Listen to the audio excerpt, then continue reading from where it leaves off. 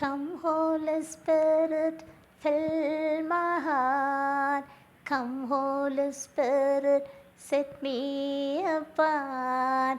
Come, Holy Spirit, to you I pray. Come, Holy Spirit, show me the way. Come, Holy Spirit, fill my heart. Come, Holy Spirit, set me apart. Come, Holy Spirit, to you I pray. Come, Holy Spirit, show me the way. Good morning. நல்லா இருக்கீங்களா? Welcome to my YouTube channel rice and shine Nirmala. ஓகேங்க, இந்த வீடியோவில் நம்ம sermon on the mount, இந்த இதில் அந்த ஜீசஸோடைய அடுத்த பியாட்டிடியூட் என்னன்னு பார்ப்போம். இந்த அடுத்த பியாட்டிடியூட் என்னன்னு கேட்டால், blessed are those who hunger and thirst for righteousness, for they will be filled. நீதியின் பால் பசி தாகமுற்றோர் பேர் பெற்றோர், ஏனெனில் அவர்கள் நிறைவு அடைவர்.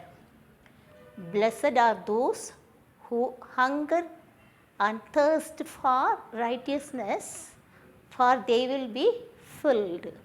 ஓகேங்களா? நீதியின் பால் பசி தாகமுற்றோர் பேறு பெற்றோர், ஏனெனில் அவர்கள் நிறைவடைவர். இப்போது நம்ம இந்த நீதியின் பால் பசி தாகமுற்றோர், இது எதை காட்டுது, யாரை குறிக்குது அப்படின்னு சொன்னாக்கா, யார் எல்லாம் அதாவது கடவுளோடு ஒரு நெருங்கிய உறவை வைத்துக்கொள்ள விரும்புகிறார்களோ, ஏற்படுத்தி கொள்ள விரும்புகிறார்களோ, அல்லது கண்டினியூ பண்ணி எப்பொழுதும் கடவுளோடு ஒன்றிணைந்து வாழணும்னு நினைக்கிறாங்களோ அவங்கள தான் குறிக்குது. ஓகேங்களா? அப்படின்னா they got the desire for longingness for the presence, divine presence. கடவுளுக்காக ஏங்குகிறவர்கள், கடவுள்கிட்ட என்னென்ன பண்புகளோ அதை தன்னுடைய பண்பாக்களாக்கி கொள்ள விரும்புகிறவர்கள், ஒரு பரிசுத்தமான வாழ்க்கை விரும்புகிறவர்கள், இந்த மாயை கொண்ட இந்த உலகத்தின் போக்கில் வாழாமல் கடவுளின் விருப்பத்திற்கு கடவுளின் திருவிழத்தை நிறைவேற்றும் என்று விருப்பம் கொண்டவர்களுக்காக இருப்பவர்கள் தான் இந்த மக்கள். ஓகேங்களா? இப்போது நம்ம இதை பற்றி நம்ம பைபிளில் பார்க்கும்போது, இந்த நம்பர் 1 இந்த சாம் 42 முதல் வசனத்தில் பார்க்கும்போது அதில் என்ன எனக்கு சொல்லப்படுதுன்னா, as deer pants for the stream of water, my soul pants for you, O God. ஒரு கலைமான் நீரோடையை தேடுவது போல என் ஆன்மா உம்மை தேடி அலைகிறது கடவுளே அப்படின்னு சொல்கிறது. அப்படின்னா பாருங்கள், இந்த மக்கள் எப்படிப்பட்ட மக்களாக இருக்கலாம், எப்போவுமே கடவுளுக்காக இயங்குகிறவர்கள், கடவுளுடைய பிரசன்னத்தில் வாழணும்னு ஆசைப்படுறவங்க, அந்த உலகத்தின் போக்குகளில் உலகத்தின் மாயைகளில் சிக்கிக்கொள்ளாமல் ஒரு பரிசுத்தமான வாழ்க்கை, கடவுளை விருப்பத்திற்கேற்ப வாழணும்னு நினைக்கிறவங்க, அவங்க தான் இப்படி கடவுளை ஒரு கலைமான் நீரோடையை நாடி தேடுவது போல் இப்படி கடவுளை தேடுவாங்க. அப்படின்னா அவங்களுடைய ஆசை நிச்சயமாக நிறைவேறும். God will fulfill their desire. ஓகேங்களா? இப்போது நம்ம பிலிப்பைன்ஸ் அது அப்போஸ்தலனான பவுல் பிலிப்பியருக்கு எழுதிய இந்த கடிதத்தில் அப்படி இவ்வாறாக சொல்கிறார். 3வது அதிகாரம் 9வது வசனம் நினைக்கிறேன். இதில் என்ன சொல்கிறாருன்னு சொன்னாக்கா, இயேசுவை ஆதாயப்படுத்துவதற்காக மற்றதெல்லாம் நான் குப்பையாக கருதுகிறேன்னு சொல்லிட்டு அதுக்கு பிறகு சொல்லுவார், திருச்சட்டத்தின்படி கடவுளுக்கு ஏற்புடையவன் ஆக முடியாது. திருச்சட்டத்தின்படி அதை பேஸ் பண்ணி ஒருவர் கடவுளுக்கு ஏற்புடையவர் ஆக முடியாது. அப்படின்னா எப்படி? இயேசுவின் மேல் கொண்டுள்ள நம்பிக்கையால் தான் நம்ம கடவுளுக்கு ஏற்புடையவராக ஆக முடியும். அப்போ கடவுளுக்கு ஏற்புடையவே ஆகணும்னாக்கா அது கடவுளிடமிருந்து தான் நமக்கு வரணும். அப்படின்னு அந்த ரைட்னஸஸ் வந்து it should come from the Lord God. அப்படின்னா அதுக்கு என்ன வழி? அவர் அனுப்பிய இயேசுவின் ஆண்டவராக இயேசுவின் மீது நம்பிக்கை கொள்ளும் போது தான் நம்ம கடவுளுக்கு ஏற்புடையவராக மாறுறோம். ஓகேங்களா? இது வந்து பிலிப்பியருக்கு எழுதிய கடிதத்தில் நம்ம சொல்கிறது. இப்போ ஜீசஸ் வந்து யோவான் எழுதிய அந்த நற்செய்தியில் பார்க்கும்போது 6வது அதிகாரம் 35வது வசனத்தில் சொல்கிறார். அப்படின்னா, I am the bread of life, I am the bread of life, நானே வாழ்வு தரும் உணவு. Who is coming to me will never go hunger. எவரும் பசி Adyar. Whoever believes in me will never be thirsty. அப்படின்னா என்னில் நம்பிக்கை கொள்வோர் யாரும் தாகம் அடையார்னு அப்படின்னு சொல்கிறாரு. அப்படின்னா நமக்கும் கடவுளுக்கும் அந்த மத்தியஸ்தர் யாருன்னா ஜீசஸ் கிரைஸ்ட் தான்.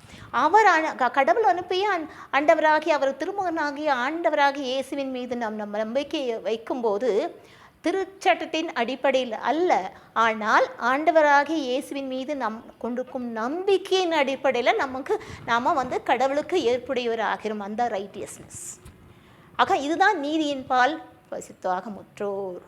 அப்போ அவர்கள் நிறைவு அடைவர்னு சொல்லும்போது கடவுள் வாக்களித்தவற்றை நாம் பெற்றுக்கொள்ளுவோம். அப்படின்னா நிச்சயமாக நம்ம விரும்புகிறது வந்து கடவுள் சார்ந்த ஒரு விருப்பம். அப்படின்னா கடவுளுக்கு ஏற்புடைய ஒரு வாழ்க்கை, கடவுளோடு கைகோர்த்து கொண்டு கடவுள் சொல்லிய கொடுத்த கட்டளைகளின்படி வாழ்வது, அவருடைய திருவிழத்தின்படி நடப்பது, அவர் நமக்கு கொடுத்த பணியை அவர் விருப்பத்தின்படி நம்ம செய்ய முயல்வது அவருடைய துணையோடு.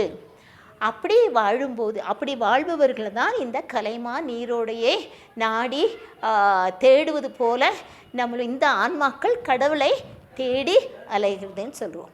அப்போது நம்ம என்ன அவர்கள் நிறைவு பெறுவர்னா இந்த உலகில் நம்ம வாழும்போது நமக்கு தேவையானது அனைத்தும் கொடுத்து நம்மளை திருப்திப்படுது. அதே வேளையில் நான் ஏற்கனவே சொன்ன மாதிரி இந்த விண்ணரசை நம்ம சுவீகாரமாக்கி கொள்ளுவோம், சுத்திகரித்து கொள்வோம். அப்படின்னா நமக்கு வந்து இந்த விண்ணரசு நம்ம கொடுங்க, அதுக்குள்ளே நம்ம நுழைவதற்கு நம்ம பாக்கியவான்கள். அவங்க நம்ம அதில் விண்ணரசில் நுழைவோம். அப்படின்னா புதிய விண்ணகத்தையும் புதிய மண்ணகத்தையும் நம்ம உடைமையாக்கி கொள்ளுவோம். இதுதான் வந்து எப்படி நீதியின் பால் பசி தாகமுற்றோர் பேறு பெற்றோர், ஏனெனில் அவர்கள் நிறைவு அடைவர். அப்படின்னா ஆண்டவர் தந்தையாம் இறைவன் அனுப்பி அவருடைய திருமகனாகிய இயேசுவின் மீது நம்பிக்கை கொள்ளும்போது நம்ம கடவுளுக்கு ஏற்புடைய வாழ்க்கையே வாழ்கிறோம். ஓகேங்களா? இப்போ ஒரு சின்ன பாட்டு பாடிட்டு இந்த வீடியோவை நான் முடிக்கிறேன். Jesus name above all names, beautiful Savior, glorious Lord, Emmanuel, God is with us, blessed Redeemer, living word. Oh Jesus, name above all names, beautiful Savior, glorious Lord, Emmanuel, God is with us, blessed Redeemer, living word. Oh Jesus, name above all names, beautiful Savior, glorious Lord, Emmanuel, God is with us, blessed Redeemer, living word. Okay, thank you so much my dear friends. இந்த வீடியோவை இதோடு முடிச்சுக்கிறேன். Thank you so much for listening to my video. Bye bye.